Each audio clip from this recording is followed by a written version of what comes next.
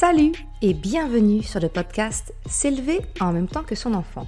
Je suis Maude, coach certifié chez Mercredi, mais surtout maman de 3 enfants. Sur ce podcast, je t'aide à conjuguer la bienveillance avec la réalité de ton quotidien de maman. Utiliser ton choix d'une parentalité bienveillante comme un accélérateur de ton propre développement personnel. T'aider à changer de regard sur les situations que tu vis avec ton enfant pour t'en servir, pour grandir et apprendre sur toi. Bienvenue pour l'épisode spécial du mois de décembre du podcast. Sous la forme de mon petit calendrier de l'Avent, je t'accompagne pendant tout le mois de décembre avec des petites questions de coaching, de développement personnel pour t'aider à faire le bilan de 2022 et surtout de commencer à préparer par des premiers petits pas l'année 2023. Je te laisse découvrir maintenant ma proposition du jour. Salut! Aujourd'hui, j'aimerais que tu t'autorises quelque chose que tu ne fais pas souvent. Pleurer, si tu en ressens le besoin. Mais quand je dis pleurer, c'est pleurer pour de vrai. C'est-à-dire d'accepter de libérer ton émotion de tristesse, de libérer tes larmes, sans aussitôt, tel le conditionnement que l'on a appris dès notre enfance, sans vraiment stopper les larmes et arrêter de pleurer. As-tu remarqué comment il est difficile de réellement pleurer, de se lâcher totalement, d'ouvrir les vannes sans retenue? Parce que ça, on nous a appris très jeunes à arrêter nos larmes. Ça va, ne pleure plus, là, allez, calme-toi. Tu vois toutes ces petites phrases que tu as sans doute entendues, que peut-être tu dis toi-même autour de toi quand tu vois quelqu'un pleurer. Finalement, la démonstration d'émotion de l'autre nous gêne. On n'a pas envie de voir ça parce que ça nous fait sentir mal. Donc on demande à l'autre de s'arrêter. Alors non s'il te plaît. Laisse tes larmes couler.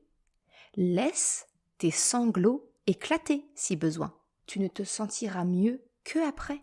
Sache qu'un vrai épisode de larmes, ça dure en moyenne 6 minutes.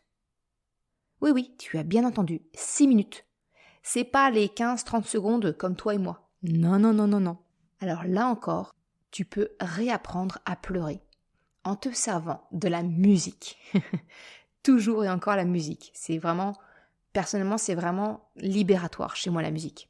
Si je te partage quelque chose d'intime, la musique chez moi qui libère mes larmes, c'est la musique Time du compositeur Hans Zimmer.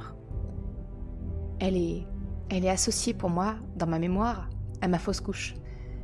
Ces vagues, tu vois, qui suivent le rythme de la chanson Time, elles suivaient le rythme des contractions que je sentais lors de ma fausse couche prématurée. Alors ça, je te partage un épisode assez intime de ma vie, mais c'est vraiment pour te permettre de comprendre le pouvoir de la musique. Et surtout, du pouvoir de la libération par les pleurs et les larmes.